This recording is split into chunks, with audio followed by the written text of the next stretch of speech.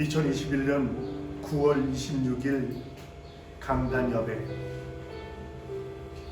김달성 목사의 한우물 파기 40년. 옛날, 그러니까 거슬러 올라가다 보면 1970년대 중후반으로 갑니다. 지금은 천지개벽해서 청계천, 그러니까 정말 맑은 개천이고 물고기가 평화롭게 오가고 사람들이 좋아하는 공간입니다. 그러나 불과 40년 전 거긴 판자촌이고 온갖 오물이 흘러내려가는 하수도 개천이었습니다.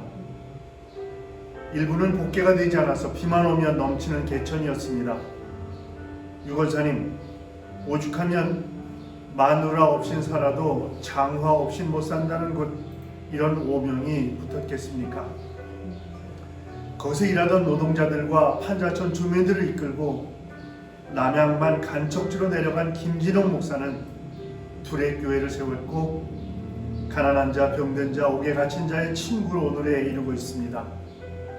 물론 시대 정신이 바뀌고 나라가 좋아지면서 약간의 궤도 수정이 있는 것은 사실이지만 말입니다.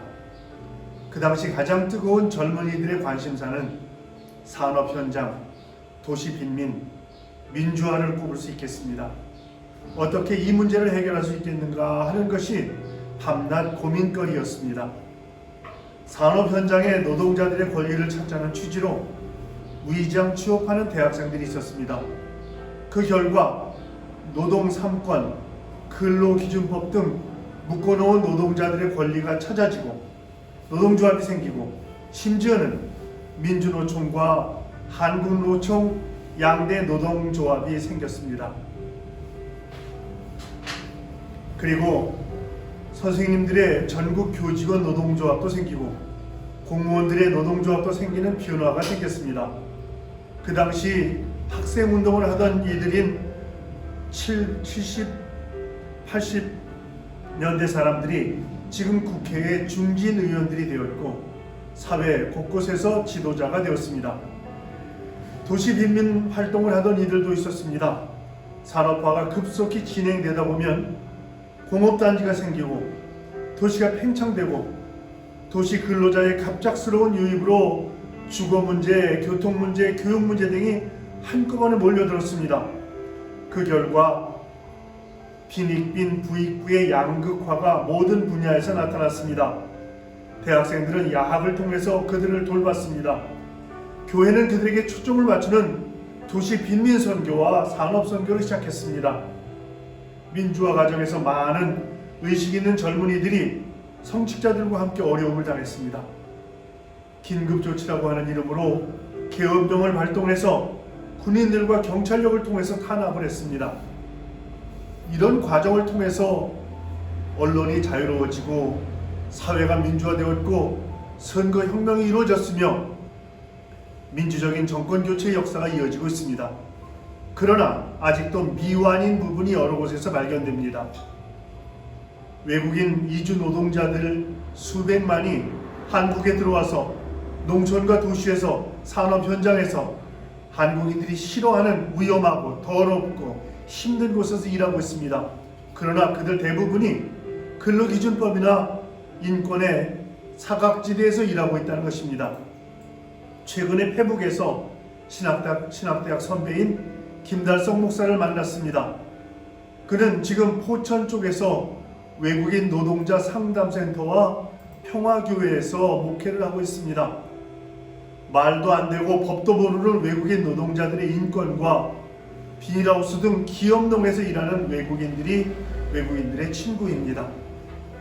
근로자의 권리와 인권의 사각지대에서 일하는 김달성 목사는 내가 대학 다닐 때부터 청계천과 사당동, 달동네 희망교회에서 도시 빈민 선교를, 당시 구로공단 수도권 주변의 공업단지에서 도시 노동자 선교를 했습니다.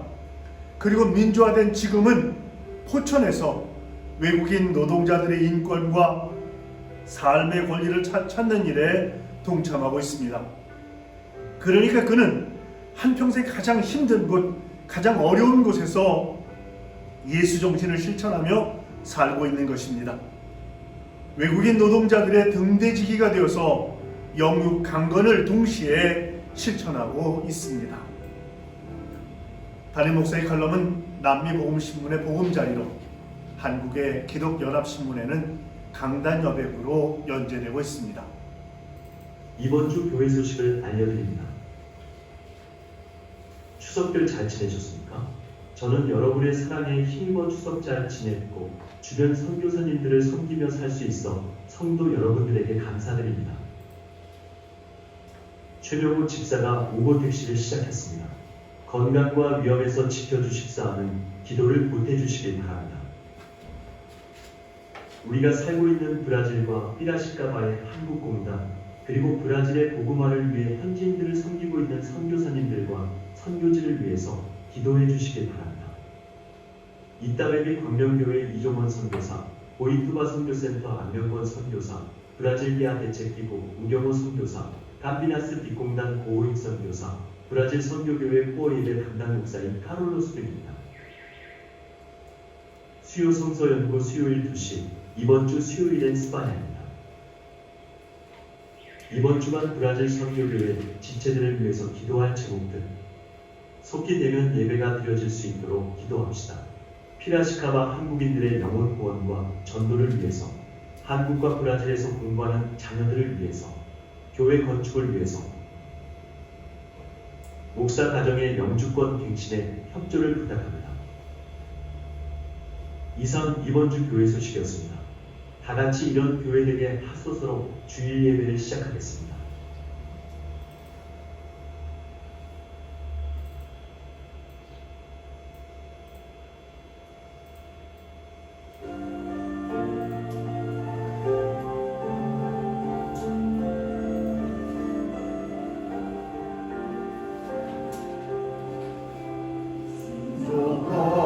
예배가 숨쉬는 교회, 주님이 주인 애쓰는 교회, 믿음의 기도가 쌓이는 교회, 최고의 찬양을 드리는 교회, 말씀이 살아 움직이는 교회, 성도의 사랑이 넘치는 교회, 섬김과 헌신이 기쁨이 되어 열매 맺는 아름다운 교회,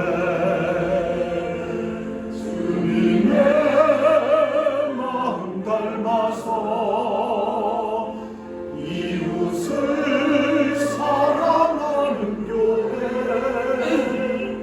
주님의 영광을 위해서 이 대신 주님 전하는 교회,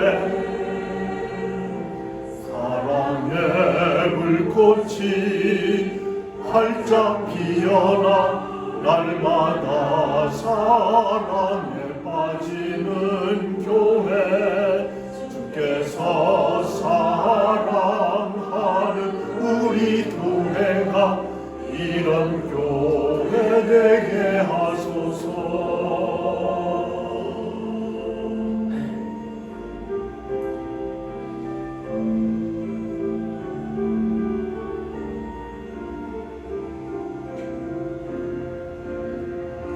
주님의 마음 닮아서 이웃을 사랑하는 교회, 주님의 영광을 위해서 이 대신 주님 전하는 교회,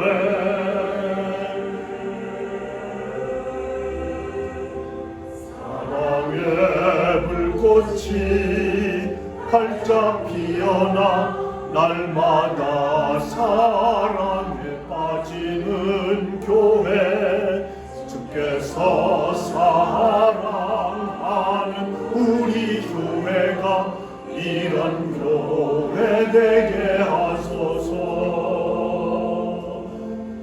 주께서 사랑하는 사랑하는 우리 교회가 이런 교회 되게 하소서.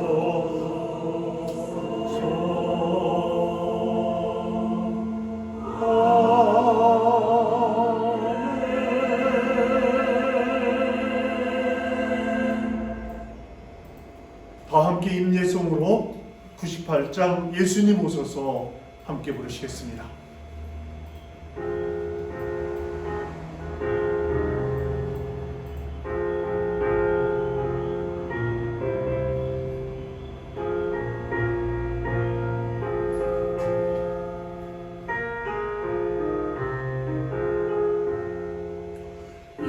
예수님 오소서 임마누엘 우리 주 이곳에 오셔서 기도 들어주소서. 능하신 주께서 그 신일울에 나사 간구하는 우리의 기도를 들어주소서. 예수님 오소서 임마누엘 우리 주 보좌를 떠나서 사람 몸을 입었네. 높은 자 낮추어 비천한 자 높였네. 만민 위해 오셔서 사슬을 풀어주소서.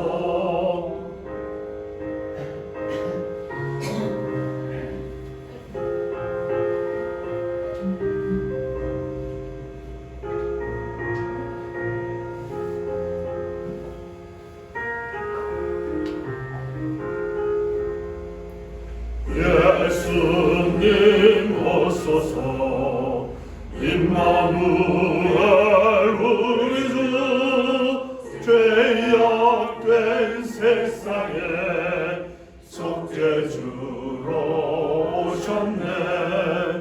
주림자 먹이며 병든 자를 고쳤네.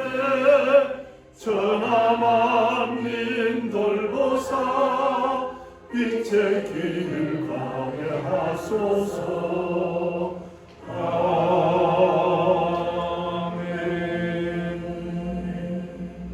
다 함께 조용한 기도를 드리시겠습니다. 만군의 여호와여, 주의 장막이 어찌 그리 사랑스러운지요. 내 영혼이 여호와의 궁정을 사모하여 쇠약하며 내 마음과 육체가 살아계시는 하나님께 부르짖나이다. 나의 왕, 나의 하나님, 만군의 여호와여, 주의 제단에서 참새도 제 집을 얻고 제비도 새끼들 보금자리를 얻었나이다. 주의 집에서 사는 자들은 복이 있나니 그들이 항상 주를 찬송하리이다. 아멘. 찬송가 65장을 함께 부르시겠습니다.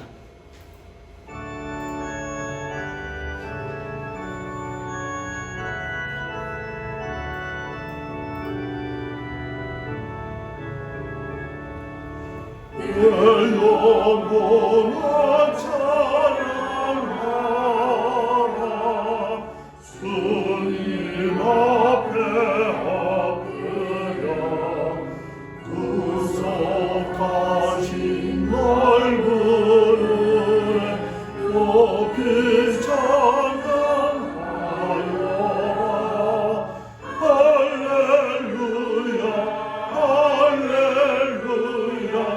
영원하신 하나님, 환난 중에 성도들을 구원하여 주셨네. 노하심은 너희라고 인자하신 나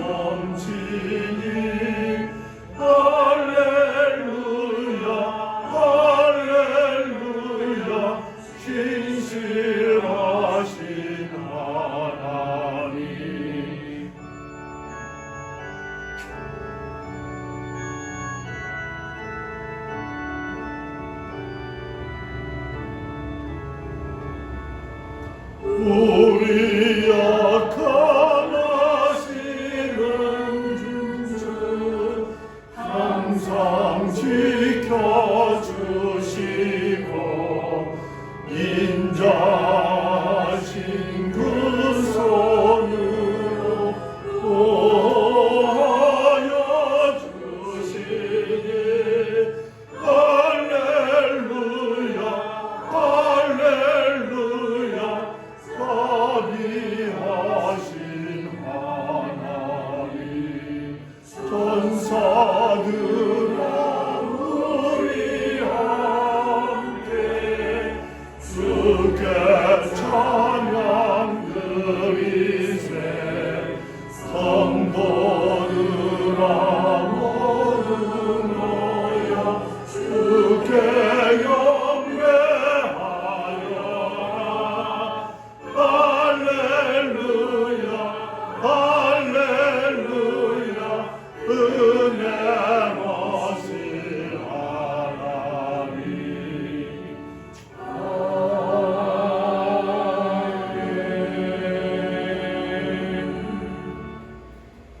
다 함께 성시교도 가시겠습니다.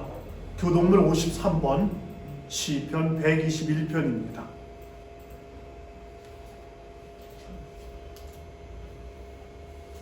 교독문 53번입니다.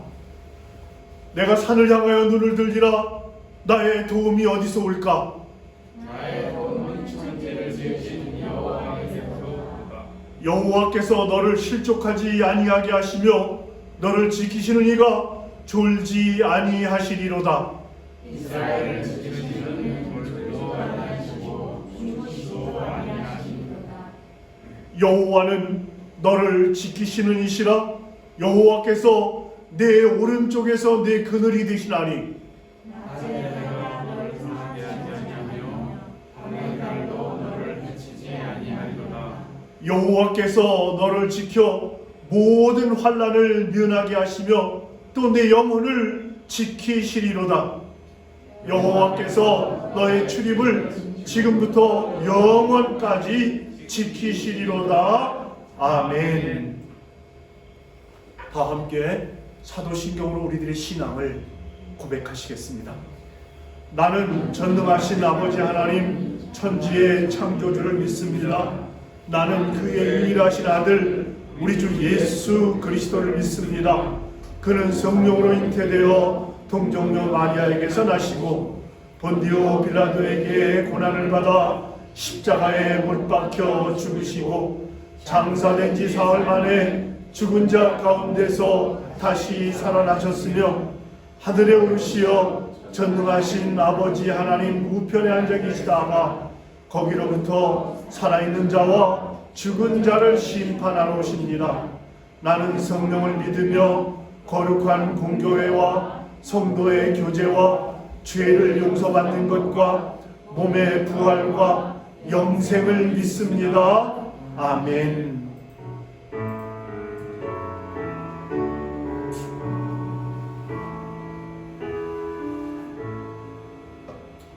성부 성자와 성령 찬송과 영광 돌려보내세 애처로 지금까지 또 영원 무궁토록 성삼위께 영광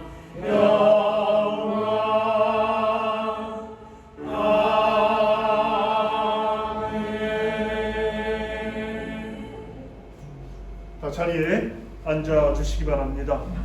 우리 모두를 대표해서 이상렬 집사님 기도 인도해 주시겠습니다.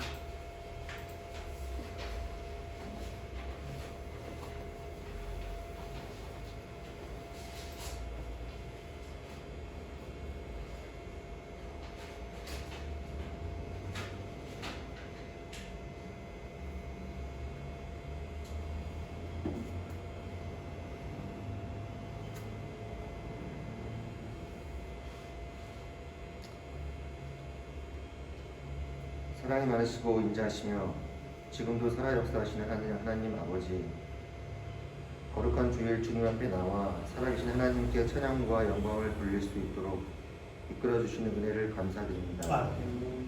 주님의 품 안에 안기기를 소망하는 믿음으로 나왔사오니 지금까지 지은 허물을 용서하여 주시고 받아주시기를 간절히 원합니다. 이 시간도 우리 모두에게 성령의 충만함을 채워주시옵소서. 저희들이 삶의 현장에는 세상에 속한 사탄이 우는 사자같이 달려드는 현실에서 살아갑니다. 때로는 스스로 느끼지 못하는 가운데 사단의 미혹에 빠져 허우적거릴 때가 있사오니 주님의 보혈로 지켜주시옵고 성령의 인도함으로 건져주시옵기를 간절히 바랍니다. 이 땅에 교회가 세워짐은 주님의 뜻이 이루어짐을 믿습니다. 성령께서 우리들의 심령이 예배드리기에 합당한 심령으로 인도하여 주시옵소서. 주님 오심을 기다리는 심령이 하나님 앞에 진실함으로 보여드리는 모습이 되기를 원합니다.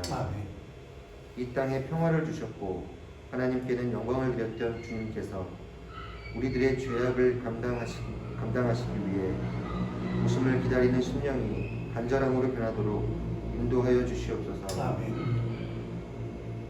하나님 아버지, 오직 주님만을 기다리는 심령이 되어 따뜻한 마음, 훈훈한 마음이 되도록 도와주시옵소서. 영원토록 주님의 나라를 사모하며 따르는 형제 자매들이 되도록 하시옵고 주님의 십자가 보혈의 능력에 힘입어 선한 싸움을 싸우는 우리 모두가 되게 하여 주시옵소서. 하나님 아버지, 이 세대는 악하고 어려워 온전한 신앙을 지니고 살아가기 힘들 세대이기에 힘의 경험을 고백합니다. 저희들을 온전히 붙잡아 주시고 주님 안에 거하면서 성령의 인도함으로 평강 가운데로 거하는 삶을 살게 하여 주시옵소서. 병마에 시달리고 물질에 힘들어하는 형제 자매들에게 성령의 역사가 더하여 자리에서 털고 일어나 주님을 바라보며 할렐루야를 외치며 기뻐 춤추는 저들이 되도록 도와주시옵소서. 성령 안에서 찬송하고 기도하고 말씀을 사모할 때 은혜가 충만하게 넘치는 자녀가 되게 하시고 의인이라 칭함을 받는 자녀다운 인격을 갖춘 우리 모두가 되게 하여 주시옵소서. 하나님 아버지, 세속의 죄악들이 성령의 능력으로 깨끗해져 새 사람이 되어 일깨움을 받아 탐욕의 우상에서 벗어나 주님 앞에 온전히 서서 찬양하며 기도하는 심령으로 바뀌어지는 역사가 일어나게 하여 주시옵소서. 또한 주님의 말씀을 들고 서신 목사님 위해서 기도합니다. 주님의 진리의 말씀을 전하시기에 부족함이 없도록 강건케 해주시고 예배를 위하여 수고하는 모든 분들을 위해서 축복하여 주시옵소서. 이 모든 말씀 우리 주 예수 그리스도의 이름으로 기도드렸습니다. 아멘.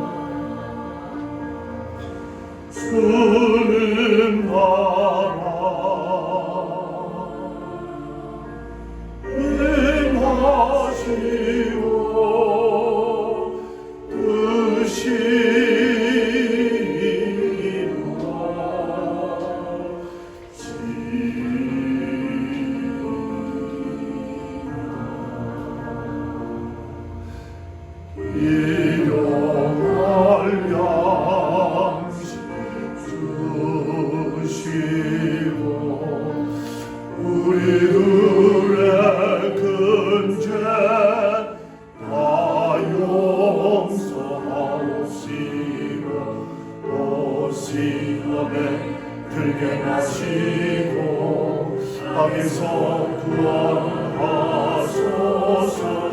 내게 주의 나라 주의 권세 주의 영광 영원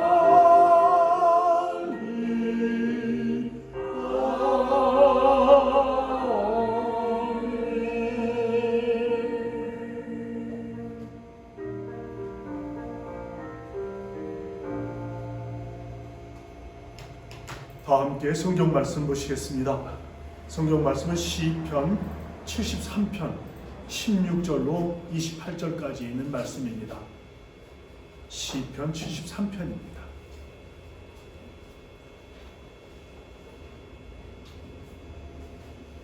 (16절로) 28절까지 있는 말씀을 제가 한 절 읽고 여러분들이 한 절 읽으셔서 함께 교독하도록 하겠습니다. 16절은 제가 읽습니다. 내가 어쩌면 이를 알까 하여 생각한즉 그것이 내게 심한 고통이 되었더니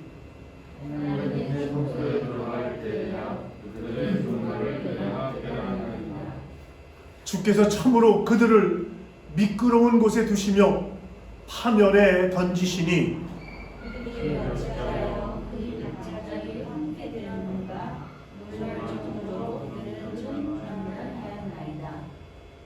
주여, 사람이 깬 후에는 꿈을 무시함같이 주께서 깨신 후에는 그들의 형상을 멸시하시리이다. 내 마음이 생각하며 내 양심이 즐거워하나이다. 내가 이같이 우매 무지함으로 주 앞에 짐승이오나 내가 항상 주와 함께하니 주께서 내 원수를 붙드셨나이다.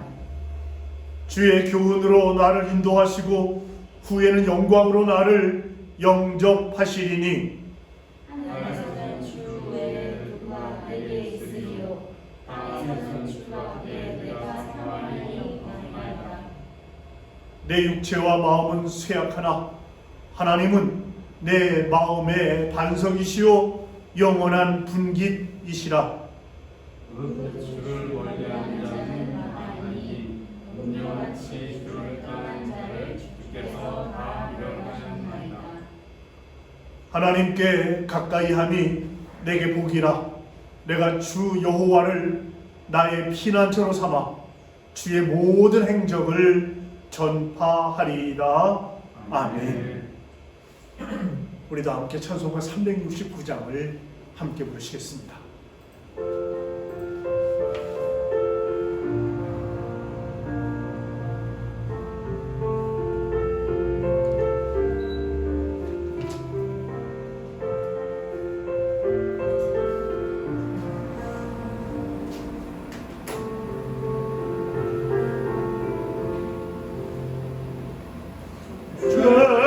죄짐 같은 우리 구주 어찌 좋은 친구인지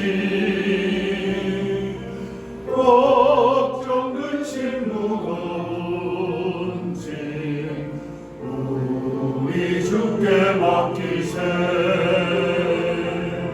주께 고함 없는 거라 말을 받지 못하네. 사람들이 어찌하여 아랠 줄을 모를까.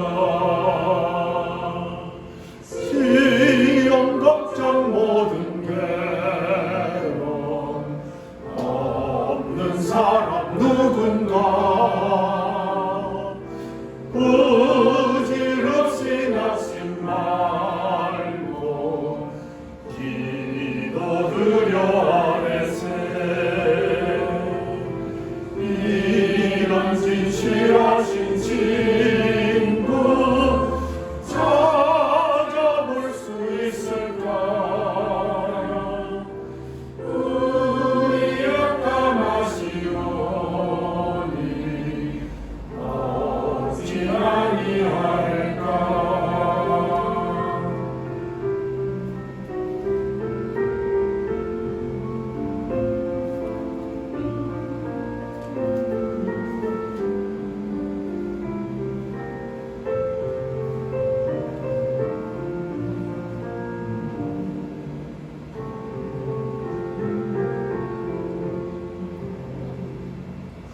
근심 걱정 무거운지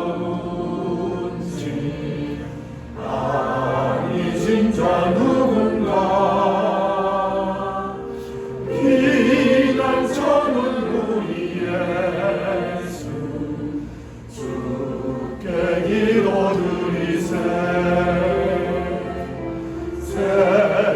친구 멸시하고 너를 졸업하여도 예수 품에 안기어서 참된 위로받겠네.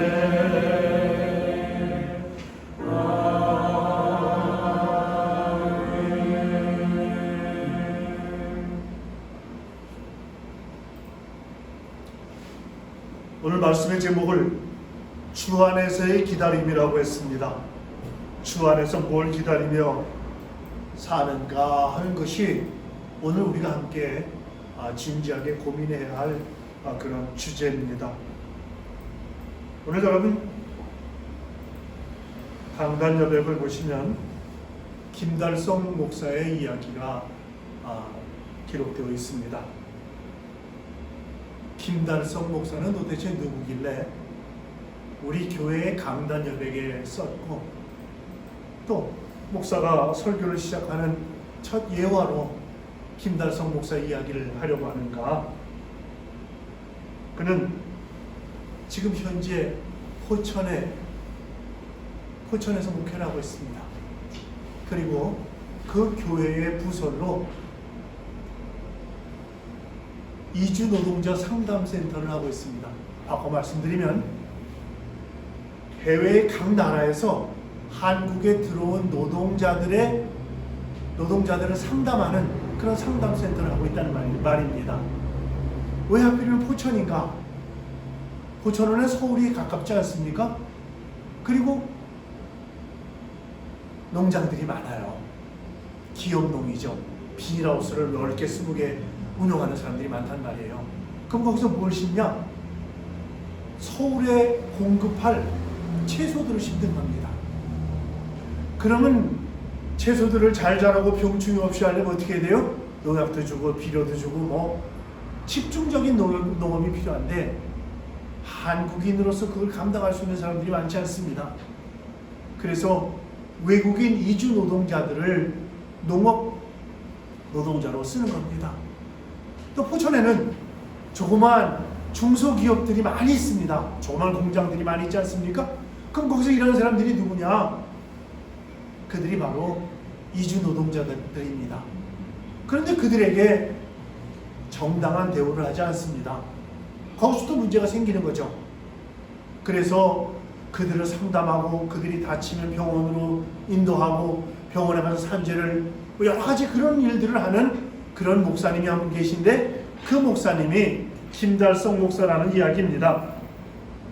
그 목사님은 1970년대 후반에 산동네에서 야학을 하던 목사님입니다. 희망교회라고 하는 교회가 있었습니다. 그리고 이제 공장에서 위장 취업을 해서 노동자로서 일했습니다. 그리고 그들에게 근로기준법을 가르치고 여러 가지 그런 일들을 해왔습니다. 근데 그게 어느 정도 나이가 들고 그래서 일반 교회로 가지 않고 지금까지 가장 어려운 곳, 가장 힘든 곳에서 일하는 목사가 되었습니다. 그는 말합니다. 살아계신 하나님을 어떻게 증거할까 하는 것이 늘 숙제였답니다. 그러니까 그 삶의 현장이 어떻든지 간에 그 삶의 현장 가운데서 하나님의 복음이 무엇인가를 전달했다는 것입니다. 그러다 보니까 가장 어렵고 가장 힘들고 병들고 옥에 갇힌 자들의 친구가 되신 예수님을 잊어버릴 수가 없었고 그 예수님을 외면할 수가 없었다는 것입니다. 그것이 지금 이제 70 가까운 나이까지도 20대부터 시작한 그 일이 이제 60대가 되었는데도 그 일을 계속하는 그런 원동력이 뭐냐? 가장 어렵고 가장 힘들고 그리고 주님께서 이 땅에 오시면 제일 먼저 만날 만한 사람들과 함께 목회하는 것, 이것이 그의 숙제와 그의 과업이었다는 말씀입니다. 사랑하는 성도 여러분, 우리가 살다 보면 하나님이 정말 살아계신가? 하나님 혹시 안 계신 거 아니야? 이런 느낌을 받을 때가 있습니다. 하나님 믿던 사람들도 믿음을 저버립니다. 좋을 때는, 잘 나갈 때는 예수 믿었는데 잘 못 나갈 때는 하나님이 나를 버렸다라고 생각하고 나도 하나님 버려야지, 그리고 주저앉는다는 겁니다.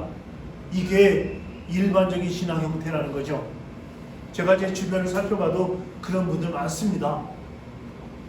그런데 말이죠, 오늘 시편 73편은 바로 그러한 그때나 지금이나 그런 고민을 안고 사는 사람들에게 주시는 말씀이다, 그런 시편이다, 이렇게 말씀드릴 수 있겠습니다. 1절과 2절입니다. 여러분 한 목소리로 같이 읽어보십시다. 하나님은 마음이 정직한 사람과 마음이 정결한 사람에게 선을 베푸시는 분이건만 나는 그 확신을 잃고 넘어질 뻔했구나. 그 믿음을 버리고 미끄러질 뻔했구나. 이게 이 시편을 쓸 시편 기자의 마음이라는 겁니다.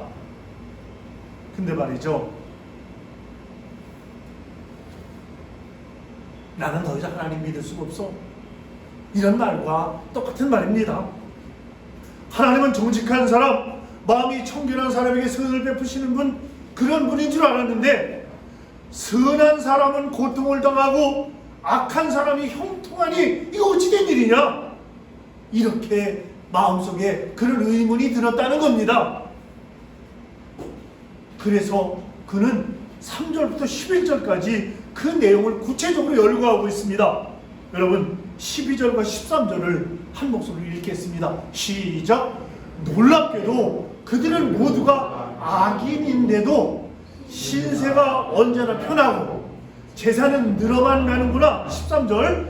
이렇다면 내가 깨끗한 마음으로 살아온 것과 내 손으로 죄를 짓지 않고 깨끗하게 살아온 것이 허사라는 말인가?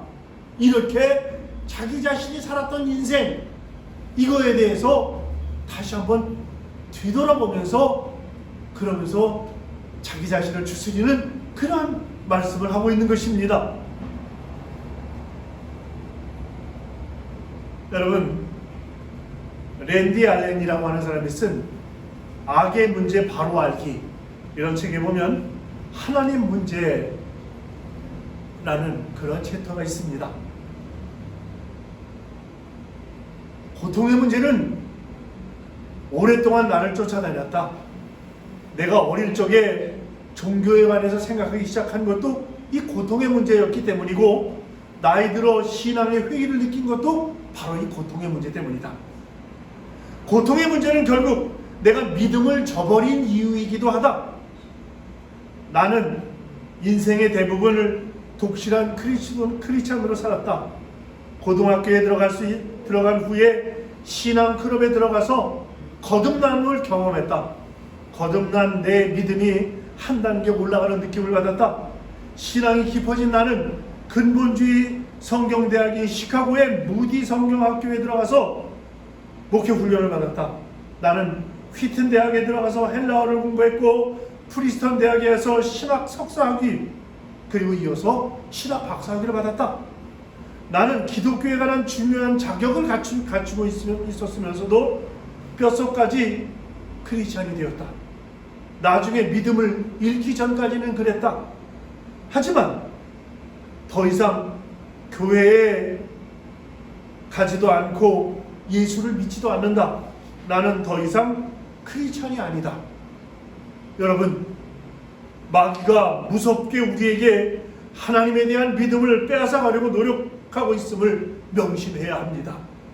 그런데도 하나님께서는 답답할 정도로 침묵만 하고 계시는 거 아닌가 하는 그런 의문이 우리에게 지워지지 않는다는 겁니다. 여러분 14절, 15절, 16절을 한 목소리로 읽어가시겠습니다. 시작. 하나님, 주님께서는 온종일 나를 괴롭히셨으며 아침마다 나를 벌하셨습니다. 나도 그들처럼 살아야지 하고 말했다면 나는 주님의 자녀들을 배신하는 일을 하였을 것입니다. 내가 이 얽힌 문제를 풀어보려고 깊이 생각해 보았으나 그것은 내가 풀기에는 너무나 어려운 문제였습니다. 그렇습니다. 여러분, 세상이 아무리 여러분의 믿음을 흔들어 놓을지라도 속단하면 안 된다는 말씀입니다. 하나님 믿지 말아야지. 아유 그런 하나님 내가 어떻게 믿어? 나한테 이렇게 하시는 하나님, 늘 이런 마음이 생긴다 하더라도 여러분, 주 안에서 조금만 기다려 주시길 바랍니다. 주 안에서 조금만 기다려야 한다는 것입니다. 하나님께서 침묵하시는 것 같아 보일 때, 하나님께서 기다리기만 하시는 것처럼 보일 때 다 이유가 있는 것이고, 상황이 아무리 절망적이라 하더라도 하나님은 반드시 우리를 깨우쳐 주신다고 하는 믿음이 우리에게 있어야 한다는 것입니다. 시편 기자는 이 처절하게 하나님의 존재와 역사하심에 대해서 의문을 표했지만 결국 하나님으로부터 답을 얻었고 영적 좌절에서 벗어날 수 있었습니다. 언제 답을 얻었는가? 언제 벗어날 수 있었는가? 여러분, 성소에 들어가서 벗어날 수 있었다는 것입니다. 성소에 들어가서야 비로소 벗어날 수 있었다? 성소가 어딥니까? 성소에 들어가서 그러면 교회 아닙니까? 교회에서, 신앙 안에서 그 문제를 해결할 수가 있었다는 것입니다. 17절 말씀입니다. 17, 그러나 마침내 하나님의 성소에 들어가서야 악한 자들의 종말이 어떻게 되리라고 하는 것을 깨닫게 되었다는 것입니다. 성소에 들어가서라는 말에 주목해야 합니다. 이것은 하나님의 말씀을 읽었다는 것이고 기도했다는 것입니다. 그렇습니다. 도저히 하나님의 역사를 이해할 수 없을 때 우리가 할 일은 더욱 하나님의 말씀을 읽기를 힘쓰고 기도하면서 하나님 바라보면서 하나님께 귀를 기울이는 것입니다. 그러면 반드시 답을 얻게 된다는 것이죠. 시편 기자는 오늘 본문에서 말하기를 악한 자들의 결국을 알았다고 했습니다. 악한 자들의 끝이 어딘지 알게 되었다는 것입니다. 하나님, 악한 자가 어찌하여 평안히 죽게 내버려 두십니까? 하고 울부짖었는데 죽음이 끝이 아니더라는 것입니다. 죽음을 넘어서 심판이 있다고 하는 사실을 알게 되었다는 것입니다. 18절과 19절입니다. 함께 읽습니다. 시작. 주님께서 그들을 미끄러운 곳에 세우시며 거기에서 넘어져서 멸망에 이르게 하십니다. 그들이 갑자기 놀라운 일을 당하고 공포에 떨면서 자취를 감추며 마침내 끝장을 맞이합니다. 이게 시편 기자의 고백입니다.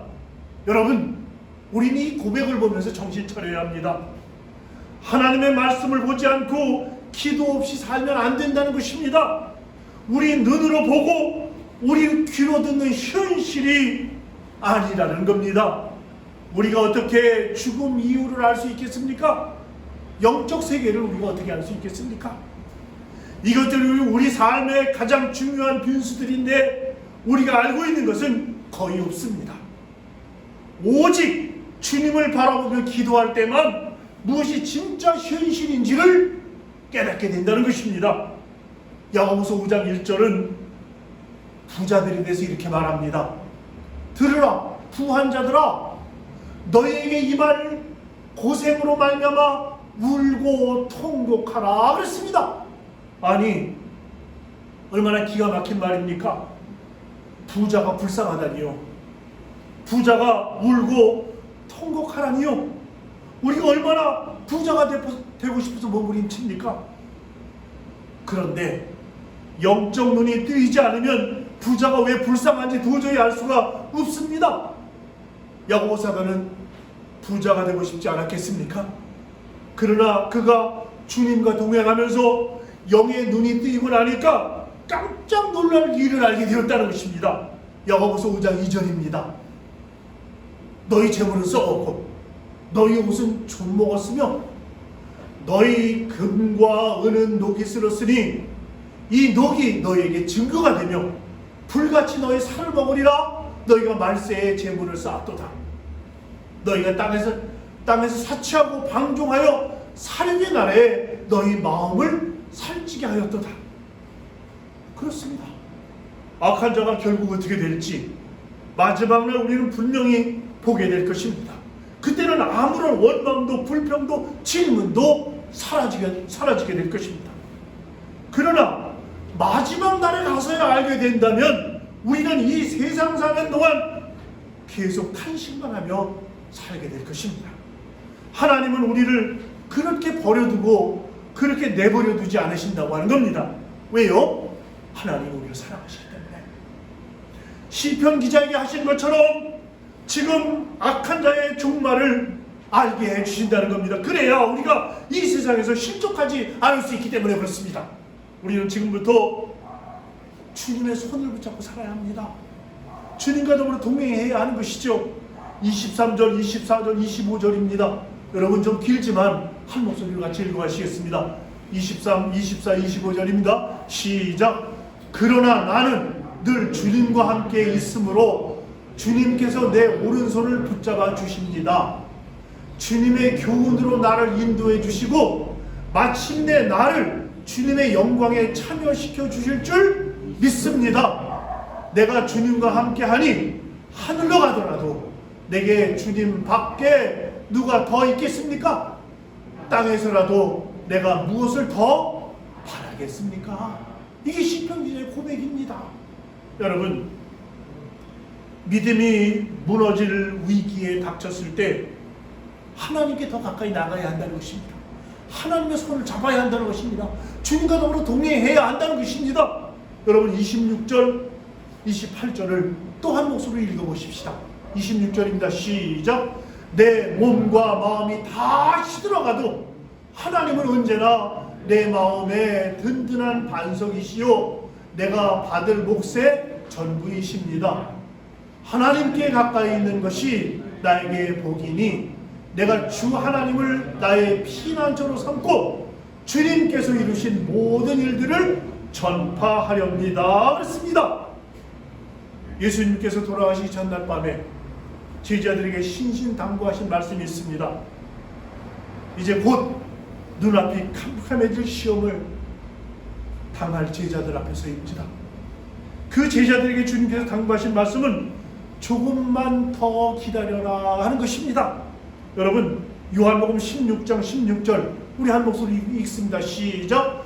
조금 더 있으면 너희가 나를 보지 못하겠고 또 조금 있으면 나를 보리라 하시니 그랬습니다. 그러니까 조금만 더 기다려라. 그럼 날 보게 될 거다. 지금 조금 있으면 날 못 보게 돼. 내가 십자가에 못 박혀 죽을 거니까. 그런데 조금 더 있으면 부활하신 주님을 만나게 될 것이고 40일간 함께 그들과 함께 있을 것이다. 그런 이야기입니다. 근데 그 제자들이 믿을 수 있는 사항이었겠어요. 여러 번 십자가에 못 박혀 죽을 거라고 얘기했는데도 제자들이 그 못 믿었잖아요. 그럼 죽음도 못 믿는데 부활을 어떻게 믿을 수 있겠어요? 참을성 없는 제자들에게는 주님의 조금 있으면이라고 하는 말씀이 너무나 갑갑하고 답답한 것이었습니다. 주님은 우리에게도 똑같이 말씀하십니다. 암과 굶주림과 전쟁과 미움과 지독한 불의와 온갖 질병으로 신음하는 육체들, 배신과 학대와 폭력을 겪을 때 주님은 조금 있으면이라고 말씀하신다는 겁니다. 그러면 하나님의 선하심을 볼 것이다. 조금 있으면 하나님의 선하심을 볼 것이다. 예수님은 제자들에게 계속해서 약속하고 계십니다. 요한복음 16장 22절입니다. 무슨 약속인지 우리 함께 한 목소리 읽습니다. 시작. 지금은 너희가 근심하라. 내가 다시 너희를 보리니 너희 마음이 기쁠 것이요 너희 기쁨을 빼앗을 자가 없느니라. 아멘. 지금은 너희가 근심해. 지금 너희가 불안해. 지금 너희가 좌절할 수밖에 없어. 지금은 너희가 서로 미워할 수밖에 없어. 지금은 너희가 그러나 너희 마음이 기뻐질 때가 온다. 너희 기쁨을 결코 빼앗을 자가 없는 그런 기쁨을 너희에게 줄 거다. 그런 이야기입니다. 악한 세상을 보면 아무도 하나님을 안 믿을 것 같습니다. 실제로 믿음을 내버리는 사람들도 많습니다. 많은 무신론자들이 얼마 안 가면 기독교 신앙을 가진 사람들이 다 사라질 것이라고 예언하기도 했습니다. 그러나 우리가 반드시 알아야 합니다. 온갖 박해와 고난을 당한다고 다 믿음을 버리는 것이 아니라고 하는 사실입니다. 아니, 큰 악과 고통을 겪은 기독교인들 대부분은 끝내 믿음을 버리지 않았습니다. 하나님을 떠나기는커녕 오히려 그분께 더 가까이 나아갔습니다.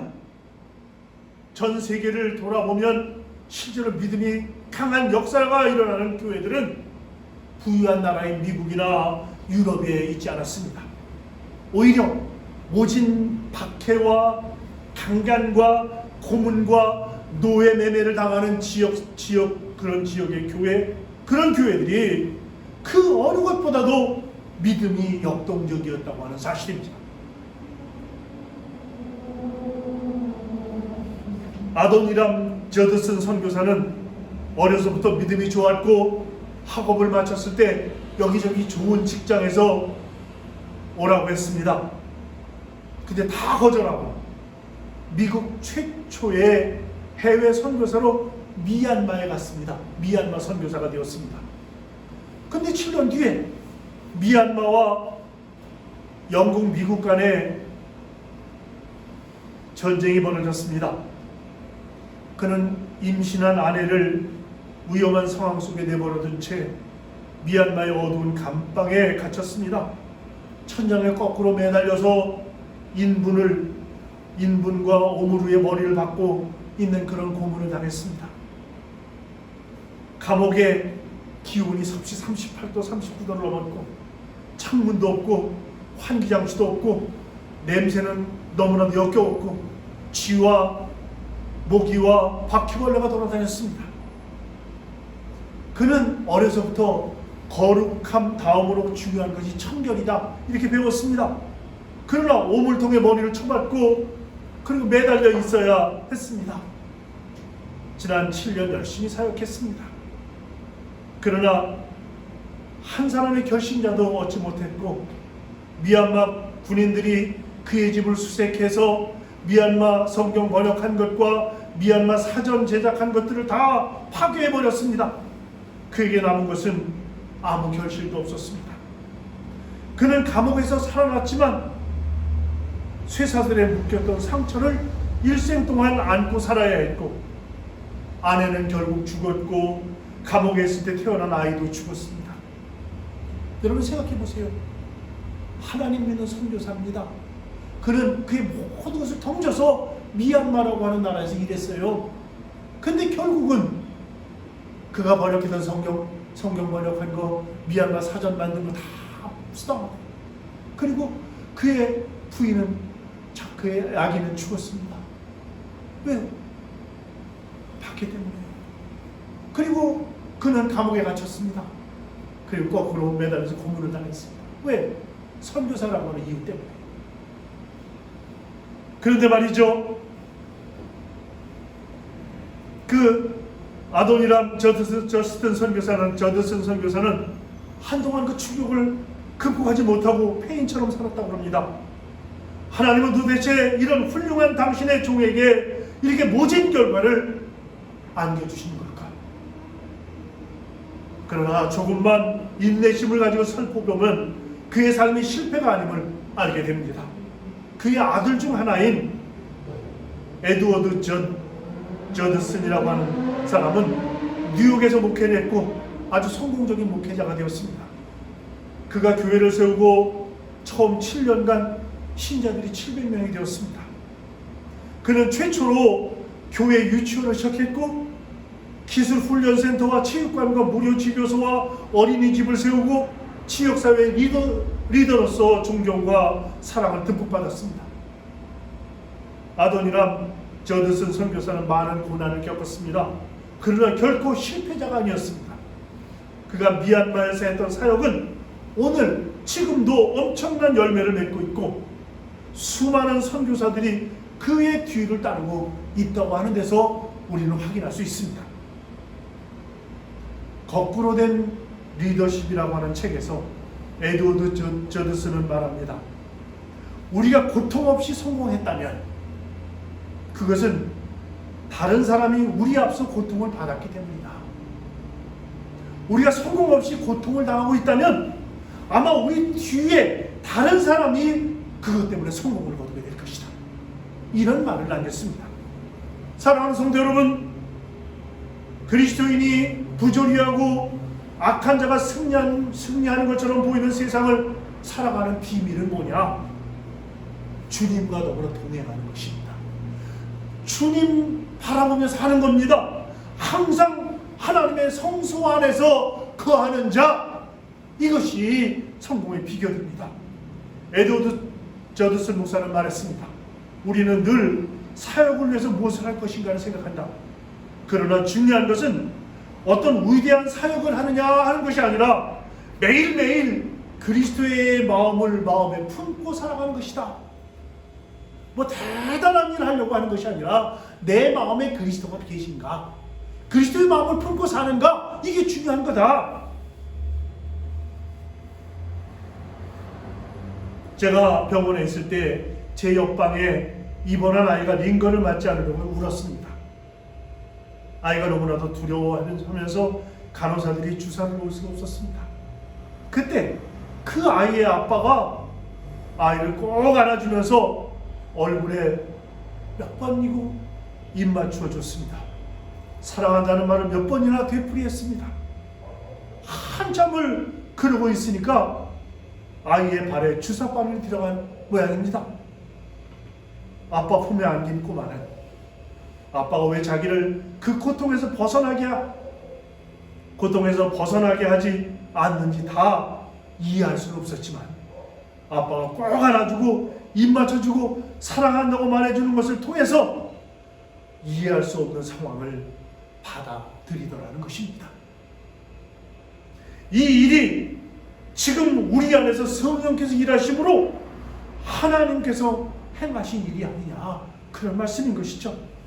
여러분, 혹시나 우리의 상황이, 우리들의 가정의 상황이, 우리 개인의 상황이, 우리 교회의 상황이, 우리 지역사회의 상황이, 이 세계의 상황이 혹시나 이해할 수 없는 어려움 중에 있습니까? 그럼 우리는 단 한 가지 할 수 있는 거 있습니다. 주 예수님을 바라보시는 겁니다. 내 상황이 도대체 나로서는, 내 상식으로는, 내 감정으로는, 내 신앙으로는, 내 지식으로는 이해할 수 없다고 우리가 자꾸 문제제기를 하면 그것이 불평이 되고, 그것이 원망이 되고, 그것이 좌절이 되고, 그것이 낙심이 되고, 시험이 되고, 결국은 나도 함께 주저앉고 좌절하는 자로 전락돼버리고 말 것이라는 말씀입니다. 그러니 주님 바라보자는 겁니다. 주님 바라보고 있으면 밑에서 무슨 일이 되어지는지 알 게 뭐야? 주님만 바라보자는 겁니다. 그럼 그 주님께서 하실 거죠. 하는 동의가 우리 마음속에 있게 되면 주님 바라보는 거죠. 주님에게 의뢰하게 되는 거죠. 이것이 믿음입니다. 이 믿음을 우리 삶 속에서 확인하며 사는 것, 이거 뭐냐? 이게 신앙생활입니다. 그러면 하나님의 응답이 있습니다. 어릴 때 부모님과 가족들이 자주 부르던 찬송이 있습니다. 이 눈에 아무 증거 아니 배우도 545장 찬송이죠. 지금 생각하면 그분들의 삶은 정말 아무것도 보이지 않는 막막한 삶이었습니다. 6.25가 끝나고 그리고 얼마 있다가 호라시 가정을 이룬 거 아닙니까? 저희 아버님, 어머님이 만나셨어요. 그때는 정말 가난하고 힘든 시기였을 겁니다. 그런데 주님만 바라보고 살았잖아요. 그게 내일모레 70년 아닙니까? 그러면서 그들은 그 좌절과 그 어려움을 극복해냈고, 그리고 오늘에 이르게 되었습니다. 우리 눈에 아무 증거가 보이지 않는다 할지라도 우리는 주님만 바라보고 나가야 하는 것입니다. 그러면 주님께서 우리 인도해 주시고, 주님께서 우리를 책임져 주시고, 주님께서 우리를 붙잡아 주시고, 주님께서 우리를 한 발짝 한 발짝 앞으로 나아가게 하신다고 하는 이 놀라운 믿음이 우리 가운데 넘쳐나야 한다는 말씀입니다. 이 찬송이 준비되어 있죠? 네, 이 찬송 우리 함께 부르시고 기도하고 말씀을 마치려고 합니다. 우리 이 찬송 함께 부르시겠습니다.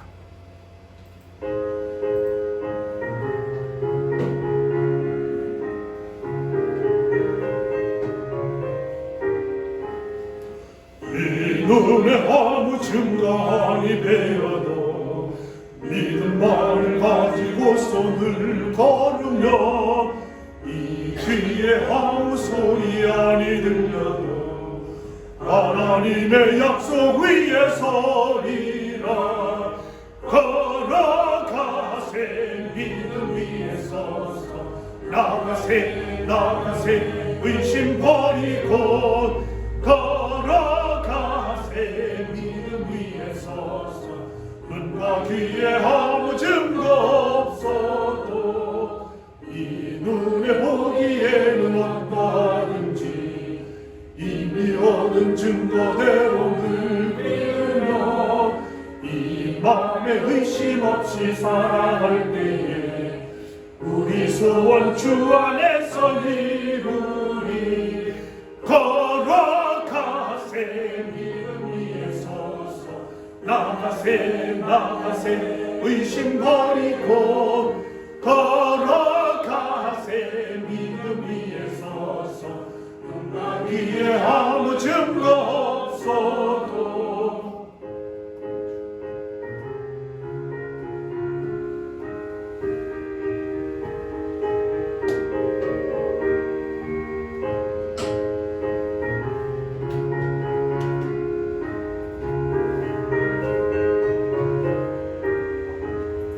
주님의 거룩함을 두고 맹세한 주 하나님 아버지는 참 믿구나.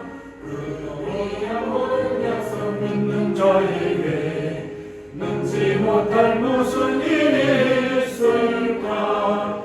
걸어가세 믿음 위에 서서 나가세 나가세 의심 버리고 걸어가세 믿음 위에 서서 눈과 귀에 아무 증거 없어도. 우리 찬송가 370장을 부르시면서 준비하신 헌금을 봉헌하겠습니다.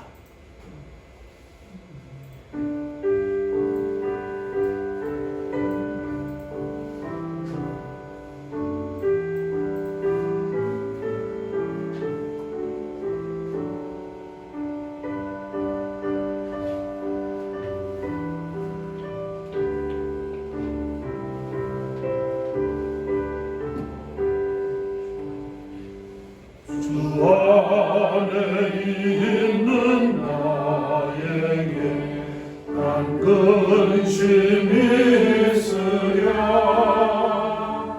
십자가 밑에 나가 내 짐을 풀었네.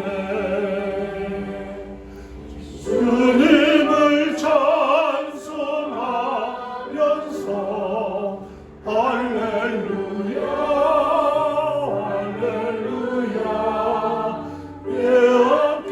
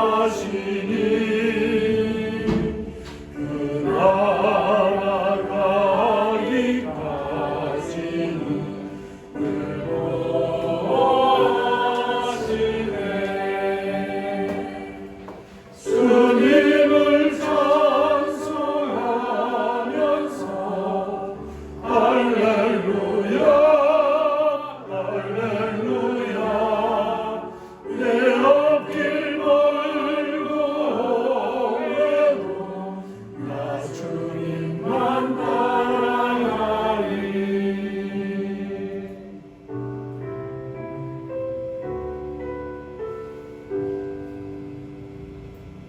아버지 하나님, 우리의 적은 정성을 주님께 드렸습니다. 주님 받으시옵소서. 이 물질을 주님께 드리면서 간구하는 기도의 제목도 함께 드렸습니다. 주님 받으시옵소서. 그리고 아버지 하나님 흠양하시고 우리들의 삶 가운데 응답하여 주심으로 말미암아 하나님의 살아계셔서 역사하심을 저희들이 믿음으로 받아들이게 하시고 그리고 입으로 고백하는 놀라운 믿음의 경지에 이를 수 있도록 도와주시옵소서. 아버지 하나님, 우리의 주님께 드린 이 적은 물질이 쓰여질 때에 하나님의 놀라운 영광이 드러나게 하시고 그리고 아버지 하나님, 하나님 살아계심이 이 피라시카바 전체에 전해지게 하시고 브라질 전체에 전해지게 하시며 그래서 아버지 하나님, 하나님 나라의 사역에 함께 동참하여지는 물질 될 수 있도록 은총 나려 주시옵길 바라며 우리 주 예수 그리스도의 이름으로 감사하며 봉헌하옵나이다. 아멘.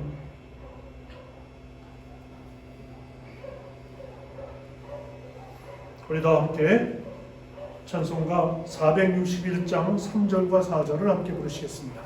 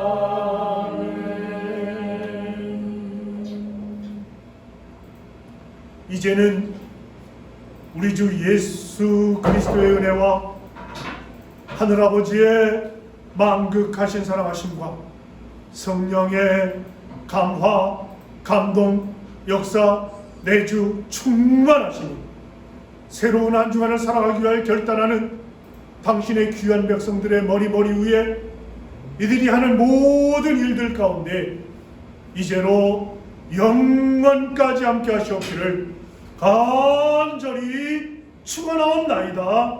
아멘.